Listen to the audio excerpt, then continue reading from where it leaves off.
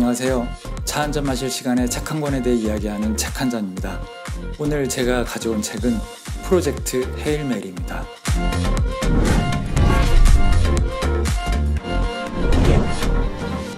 프로젝트 헤일 메리는 2021년 소설이고요. 마션으로도 잘 알려져 있는 앤디 위어의 세 번째 장편 소설입니다. 이 소설은 SF 팬이라면 너무너무 재미있게 읽을 수 있는 소설인데요. 특히 하드 SF 팬들이 좋아할 만한 모든 것들을 담고 있다고 말씀드릴 수 있습니다. 평소 과학에 관심이 있으셨다면 더욱 재미있게 볼 수 있을 거고요. 딱히 SF에 관심이 없으셨더라도 영화 마션을 재미있게 보신 분들은 틀림없이 재미있게 읽을 수 있는 소설입니다. 마션에서는 화성에 사는 주인공이 무사히 생존해서 지구로 돌아와야 하는 이야기를 그리고 있는데요. 이 소설에서는 훨씬 스케일이 커졌습니다. 이번에는 주인공이 지구의 종말 위기를 막을 해법을 찾아내야 합니다. 미리 말씀드릴 게 있는데요. 이 소설의 내용은 문제가 발생하고 주인공이 그 문제에 대한 돌파구를 찾아내고 또다시 생각지도 못한 문제가 발생하고 이런 과정의 연속이거든요. 그래서 제가 지금부터 말씀드리는 모든 내용이 다 스포일러가 될 수 있을 것 같습니다. 만약에 이 책을 안 읽었는데 앞으로 읽으실 생각이시라면 일단 부럽다는 말씀을 드리고요. 꼭 책을 읽은 다음에 영상을 봐주시면 좋겠습니다. 주인공은 30대의 남자이고요. 어느 밀폐된 방 안에서 깨어납니다. 왜 여기 있는지도 모르겠고 자기 이름조차도 기억을 못합니다. 그런데 이 방이 자기 이름을 말해야만 문이 열리는 시스템이기 때문에 밖으로 나가지도 못합니다. 그리고 방 안에 중력이 있긴 한데 뭔가가 좀 이상합니다. 그래서 방 안에 있는 몇 가지 사물들을 이용해서 간단히 실험을 하고 이곳이 지구가 아니라는 걸 알게 되죠. 그리고 그때서야 자신이 우주선에 타고 있다는 걸 깨닫게 됩니다. 그리고 나서 주인공은 한 가지 기억을 떠올리게 되는데요. 얼마 전에 있었던 사건이고 지구 전체의 운명을 결정짓는 아주 중요한 사건이었습니다. 어느 날 천문학자들이 태양과 금성 사이에서 붉은색 띠가 있는 것을 발견합니다. 처음에는 그냥 우주의 먼지가 태양빛을 반사하고 있는 걸 생각하고 대수롭지 않게 넘어갔는데요. 얼마 후부터 태양빛이 조금씩 약해지기 시작해요. 그리고 그에 맞춰서 이 붉은색 띠는 점점 더 밝아집니다. 과학자들은 결국 무시무시한 사실을 알게 되는데요. 태양빛이 조금씩 감소하고 있고 이대로라면 20년 후에는 지구의 온도가 10도 정도 떨어질 거라는 걸 알게 됩니다. 그렇게 되면 식량 부족과 여러 가지 이유들로 인해서 지구의 인구가 반으로 줄게 될 거라는 것도 예측하게 됩니다. 이때쯤에 주인공은 자신의 이름이 라일랜드라는 걸 기억해냅니다. 그래서 기억해낸 이름으로 방에서 나가고 우주선의 조종석으로 들어가게 되죠. 조종석의 창문으로는 태양이 보였습니다. 그걸 보고 나서 라일랜드는 추측을 하게 되죠. 내가 우주비행사이고 점점 약해지는 태양빛과 관련된 어떤 임무 때문에 태양으로 향하고 있구나. 그런데 가만 보니까 태양 흑점의 위치가 그가 알고 있는 것과는 조금 다릅니다. 그래서 라일랜드는 조종석에 있는 몇 가지 도구들로 간단한 실험과 관측을 하게 됩니다. 그리고 나서 알게 되죠. 눈앞에 있는 것은 우리 태양계의 태양이 아니라 그도 모르는 어떤 다른 별이었던 겁니다.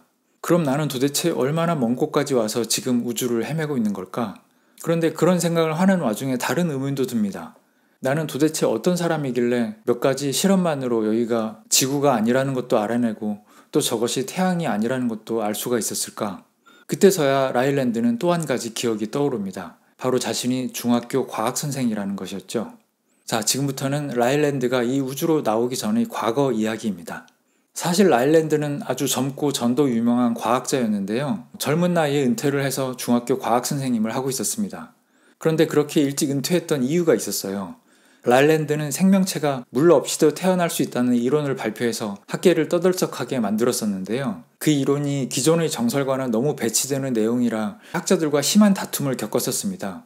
그래서 감정적인 상처를 입고 학계를 떠나서 다시는 돌아가지 않겠다고 결심을 했던 것이었죠.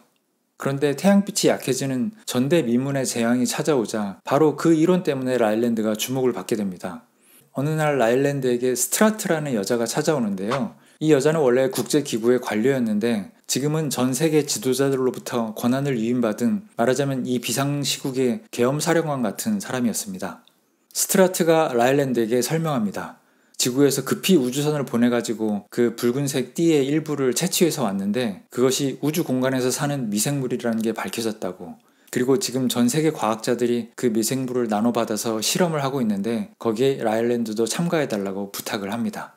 이 외계 미생물이라는 것이 사실 라일랜드의 전문 분야였기 때문에 다른 과학자들보다 더 빠르게 성과를 냅니다. 이것들이 태양빛을 먹고 그것을 에너지원으로 삼아서 이동하는 미생물들이라는 걸 밝혀낸 것이죠. 그리고 태양은 바로 이 미생물들 때문에 어두워지고 있었던 겁니다.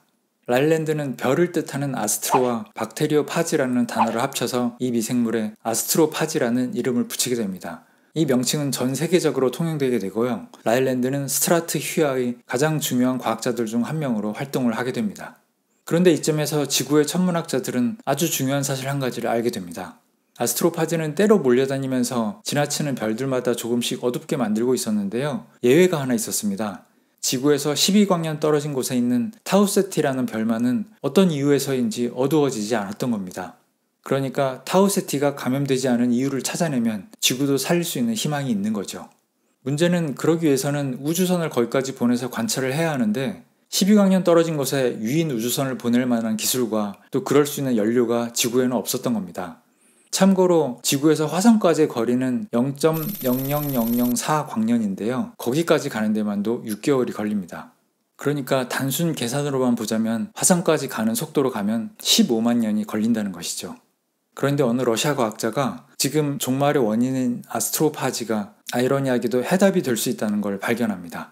아스트로파지는 빛을 먹고 그것을 엄청난 에너지로 변환해서 보존하니까 반대로 말하면 그걸 연료로 쓸 수 있다는 것이죠. 그래서 지구에서는 아스트로파지를 연료로 하는 우주선의 엔진을 개발하는 데 성공합니다.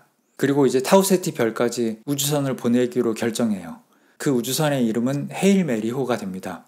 미식축구 같은 데서 거의 막판에 판세를 뒤집기 위한 어떤 불가능한 작전을 말하는 용어라고 합니다. 자, 이제부터 마시언에서도 등장했던 전 지구적인 협력 작업이 시작됩니다. 헤일 메리호가 타우세티까지 가려면 200만 킬로그램이나 되는 아스트로파지가 필요해지는데요. 또 이만큼 번식시키기 위해서는 엄청난 에너지가 필요했습니다. 그래서 지구에서는 사하라 사막을 거의 다 덮을 수 있는 어마어마한 크기의 태양광 발전단지를 건설해서 그것을 가능하게 합니다. 그리고 헤일 메리호가 타우세티까지 가서 거기서 어떤 해답을 찾아오는 데는 최소한 30년이라는 세월이 걸리는데요. 그 사이에 지구는 식량 부족 때문에 많은 사람들이 희생될 형편이었습니다. 그래서 지구에서는 남극 대륙에서 핵폭탄을 터뜨려서 지하에 갇혀있는 메탄가스를 대기 중으로 방출하게 됩니다. 말하자면 우리가 지금 그토록 걱정하고 있는 지구 열대화를 일부러 촉진시키는 거죠. 이 모든 일들이 스트라트의 냉혹한 결단력과 지휘하에 이루어졌습니다. 자, 시간은 다시 현재로 돌아옵니다. 라일랜드는 지금 자기가 향하고 있는 것이 우리의 태양이 아니라 아스트로파지가 유일하게 빛을 약화시키지 못한 별 타우세티라는 것을 깨닫게 됩니다. 그러니까 제대로 목적지에 온 셈인 거죠. 지구 시간으로 따지면 벌써 13년이나 지난 후였습니다. 그리고 라일랜드는 아주 우울한 사실 한 가지를 떠올리게 됩니다. 바로 자신의 임무가 자살 임무라는 거였어요.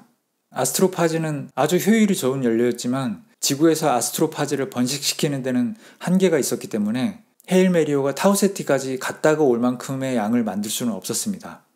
말하자면 이 여행은 왕복이 아니라 편도였고요. 라일랜드는 필요한 샘플과 정보를 이 우주선에 부착되어 있는 작은 로켓에 실어서 지구로 보낸 뒤에는 자기의 임무가 끝난다는 것을 기억해냈던 거죠. 즉 지구는 구해도 그 자신은 여기서 쓸쓸하게 혼자 최후를 맞이해야 했던 겁니다. 라일랜드는 죽는다는 사실을 받아들이기가 힘들었지만 어쨌거나 전 지구의 운명이 걸린 문제니까 임무를 완수하기 위해 타우세티로 다가갑니다. 그리고 타우세티 주변을 관찰하기에 관측 장비들을 켰다가 깜짝 놀라게 되죠. 언제부터 있었는지는 모르겠는데 불과 헤일 메리호에서 몇백 미터밖에 떨어지지 않은 곳에 아주 거대한 우주선이 한 척 있었던 겁니다. 라일랜드는 시험 삼아서 우주선의 엔진을 한 번씩 껐다가 켜보는데요. 그 거대한 우주선이 똑같이 이걸 따라합니다. 최소한 이쪽과 소통할 의지가 있다는 뜻이었죠. 그리고 얼마 후에 그 외계 우주선에서 작은 원통을 라일랜드 우주선 쪽으로 보냅니다. 라일랜드가 우주복을 입고 나가서 그 원통을 가지고 다시 들어와서 살펴보니까 그 안에는 구슬 같은 물체와 그 구슬들을 연결하는 작은 실 같은 어떤 이상한 모형 같은 게 들어있는 거예요. 라일랜드는 한참 고민하다가 그것이 어느 태양과 행성 그리고 그 사이에 있는 아스트로파지의 관계를 묘사한 모형이라는 것을 깨닫게 됩니다. 그들도 이 타우세티가 아스트로파지에 면역이 돼 있다는 걸 발견하고 지구처럼 우주선을 보내서 여기까지 왔다. 그걸 전달하려는 어떤 메시지였던 셈이었죠. 라일랜드는 졸지에 동병상련의 외계인을 만난 것이죠. 그래서 너무나 기쁩니다. 그리고 자신이 접촉한 외계인에게 로키라는 이름을 붙이게 돼요. 로키의 세계는 지구보다 수백 배나 뜨겁고 기압도 수십 배나 높고 또 대기 성분도 독성 암모니아라서 로키와 라일랜드는 한 장소에 같이 있을 수가 없습니다. 그래서 둘은 두 우주선을 가까이에 붙이고 라일랜드의 우주선 내부까지 연결되는 밀폐된 터널을 만들어서 서로 접촉을 하게 되죠. 이때 라일랜드는 로키를 직접 두 눈으로 보게 되는데요. 크기는 개의 크기 정도이고요. 전체적인 모양은 거미를 닮은 다리가 5개인 생물이었습니다. 라일랜드와 로키는 둘 다 지성을 가진 외계 생명체를 처음 만나는 것이기 때문에 너무나 흥분하죠. 인간은 시각에 크게 의존하지만 로키는 청각에 의존하고 화음으로 단어가 구분되는 언어를 가지고 있었습니다. 둘은 서로의 말과 과학과 또 문화에 대해서 하나씩 배워나갑니다. 인간과 비교하자면 로키네는 거의 컴퓨터와 같은 기억력과 계산 능력을 가지고 있었고요. 대신에 컴퓨터 같은 디지털 기기를 만들어내지는 못했습니다. 하지만 로키의 문명에서는 아주 뛰어난 금속공학 기술을 가지고 있었는데요. 제노나이트라고 하는, 그러니까 시멘트처럼 액체 상태일 때는 아주 성형이 쉽고 굳으면 아주 단단해지는 금속을 만들 수 있었습니다. 또 이들은 수명이 길고 굉장히 능률적으로 일했기 때문에 이렇게 거대한 우주선을 만들 수 있었던 것이죠. 사실 로키의 별에서는 바로 이 아스트로파지 때문에 처음으로 우주로 나왔던 것이라고 합니다. 그리고 라일랜드는 아주 뜻밖의 기쁜 소식을 접하게 됩니다. 알고 보니 로키의 우주선도 아스트로파지를 연료로 삼고 있었는데요. 이 종족이 임기응변을 싫어하고 준비성이 아주 강한 그런 특성을 가지고 있었어요. 그래서 우주로 나올 때 우주선에 엄청나게 많은 아스트로파지를 적재하고 있었던 것이었습니다. 이게 무슨 이야기냐면 라일랜드가 그걸 빌려서 다시 지구로 돌아올 수 있다는 얘기였죠.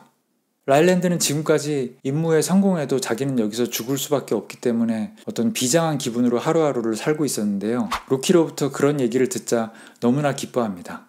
한편으로 로키는 라일랜드가 자살 임무라는 걸 알면서도 여기까지 왔다는 걸 알고는 라일랜드를 존경스러워하게 되죠. 아무튼 라일랜드와 로키는 서로를 알아가는 것과 동시에 어떻게 타우세티가 아스트로파지에 대해서 면역이 되었는가를 함께 연구하게 됩니다. 그리고 결국 둘은 이곳 우주 공간에 아스트로파지의 또 다른 미생물이 있다는 걸 알게 돼요. 그 미생물에는 타우세티에서 발견한 아메바라는 뜻으로 타우메바라는 이름을 붙이고요. 그것을 포획하기로 합니다. 그런데 이 포획 과정에서 우주선이 과도하게 회전하고 그 때문에 라일랜드가 죽을 위기에 처하게 됩니다. 그러자 로키가 밀폐시켜 놓았던 자기의 터널을 찢고 나와서 라일랜드를 구하고요. 의식을 잃게 됩니다. 라일랜드는 간신히 상황을 수습하고 로키를 다시 터널로 넣어준 뒤에 터널을 밀폐시킵니다. 로키가 살아날지 아닐지 모르는 상황이지만 어쨌든 임무가 중요하기 때문에 타우메바의 샘플을 간신히 확보하는데 다행히도 로키가 얼마 후 의식을 다시 되찾게 됩니다. 라일랜드가 로키를 최대한 빨리 터널로 다시 집어넣고 밀폐시킨 게 로키를 살렸던 거죠. 둘 다 큰 부상을 입은 상태지만 조금씩 회복하면서 타우메바로 계속 실험을 하게 됩니다. 그리고 타우세티가 왜 태양처럼 어두워지지 않았는지 그 이유를 마침내 밝혀내게 돼요. 이유는 바로 타우메바가 아스트로파지를 잡아먹는 천적이었다는 것이죠. 라일랜드와 로키는 우주선에서 타우메바를 대량으로 배양하는 데 성공합니다. 그리고 배양한 타우메바 샘플과 필요한 정보를 작은 로켓에 실어서 지구로 먼저 보냅니다. 이제 라일랜드와 로키는 이별을 준비합니다. 라일랜드는 로키에게 지구의 정보를 잔뜩 담은 노트북 컴퓨터를 선물하고요. 로키는 라일랜드에게 액체와 고체 상태의 제노나이트 샘플을 선물하죠. 그리고 둘은 언젠가는 다시 만날 수 있기를 기원하면서 서로의 고향을 향해 떠납니다. 지구로 돌아가는 몇 년의 여정에서 몇 개월이 흐릅니다. 라일랜드의 우주선 안에서 타우메바는 제노나이트로 만든 용기에 쌓여 있었는데요. 라일랜드는 어느 날 타우메바가 제노나이트 용기에서 새어나왔다는 걸 깨닫고 깜짝 놀랍니다. 다행히 우주선의 연료 탱크는 다른 재질로 만들어져 있어서 타우메바가 들어가지 않았는데요. 문제는 로키의 우주선은 전부 다 제노나이트로 만들어져 있었다는 것이었죠. 라일랜드는 지금 로키가 우주 공간에서 헤매고 있을 거라는 걸 깨닫게 됩니다. 로키의 우주선은 전체가 다 제노나이트로 만들어져 있었는데 거기서도 타우메바가 새어나왔을 테고 그게 우주선의 연료인 아스트로파지를 먹어치웠을 것이기 때문이죠. 그래서 계산을 해봅니다. 그리고 자기가 로키한테 갔다가 다시 지구로 돌아가려면 몇 년이 더 걸리는데 그동안 먹을 식량이 없다는 걸 알게 돼요. 사실 라일랜드는 지금 어쩔 수 없다고 생각하고 그냥 지구로 가버리면 지구에서 남은 여생을 아주 영웅으로서 환대를 받으면서 호화롭게 살 수 있는 처지였습니다. 그리고 로키에게 돌아간다는 건 죽음을 의미하는 거죠. 하지만 라일랜드는 일말의 망설임도 없이, 아니 아주 약간만 망설이고 다시 로키에게 돌아가기로 결심합니다. 이 뒤로 이야기가 더 이어지는데요. 직접 읽으실 분들을 위해서 요약은 여기까지만 하겠습니다. 라일랜드는 로키를 만날 수 있을까요? 그리고 그 뒤로 라일랜드의 삶은 어떻게 될까요? 책에서는 꽤 예상을 벗어나긴 하지만 상당히 만족스러운 결말이 기다리고 있다는 것만 말씀드리겠습니다. 앤디 위어는 1972년에 태어난 미국의 작가입니다. 아버지는 물리학자고 어머니는 전기 기술자였다고 하죠. 15살 때부터 부업으로 컴퓨터 프로그래머 일을 했다고 하고요. 대학에서는 컴퓨터를 전공하긴 했지만 중퇴했고 그 뒤로 블리자드를 비롯한 여러 회사에서 프로그래머로 일을 했다고 합니다. 첫 번째 장편 소설인 마션은 원래 자기 블로그에 무료로 연재했던 것인데요. 독자들 요청 때문에 아마존 킨들에서 유료 버전으로 판매하게 되고요. 이후에 소설이 킨들 베스트셀러 목록에 오르니까 정식 소설로 출간되고 나중에 영화로까지 만들어졌습니다. 이후로 영화가 세계적으로 아주 큰 성공을 거두게 되죠. 프로젝트 헤일 메리의 영화판권도 이미 팔렸고 앞으로 제작될 영화에서는 라이언 고슬링이 주연을 맡을 예정이라고 합니다.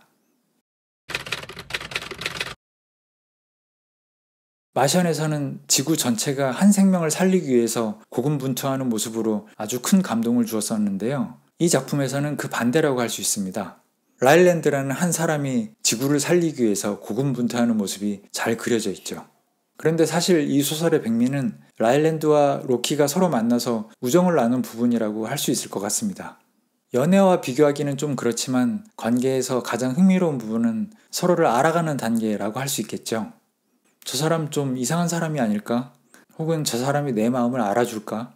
이런 식으로 걱정하다가 그 사람이 아주 진국이고 또 나와 잘 통한다는 걸 깨달았을 때 정말 짜릿한 기쁨을 느끼게 되죠. 소설에서 라일랜드는 과학자이기 때문에 이 모든 단계를 합리적으로 잘 설계해서 한 단계씩 차근차근 접근하게 되는데요. 그 과정이 너무나 설득력이 있고 긴장감이 넘쳐서 읽는 동안 아주 짜릿한 쾌감을 느낄 수 있습니다. 소설에서 라일랜드가 이런 고민을 합니다. 우주가 이렇게나 넓은데 어쩌면 이렇게 약간은 다르지만 너무나 비슷한 두 문명이 서로 만날 수가 있었을까? 로키는 뭘 그런 걸 고민하냐는 듯이 시크하게 대답하죠. 문명이 아주 많이 발달했다면 타우세티까지 올 필요도 없이 문제를 해결했을 테고 문명이 아직 발달하지 못했다면 타우세티까지 어차피 올 수도 없었을 테니까 문명 수준이 비슷했던 너희와 우리가 만난 거다. 너무나 그럴듯한 대답이죠. 어쩌면 먼 미래에는 지구나 로키네 별이 이렇게 생각하지 않을까 싶습니다. 아스트로파지로 인한 재앙은 결국 서로를 만나기 위한 것이 아니었을까? 네, 오늘은 여기까지입니다. 다음에 더 좋은 이야기로 찾아뵙겠습니다. 감사합니다.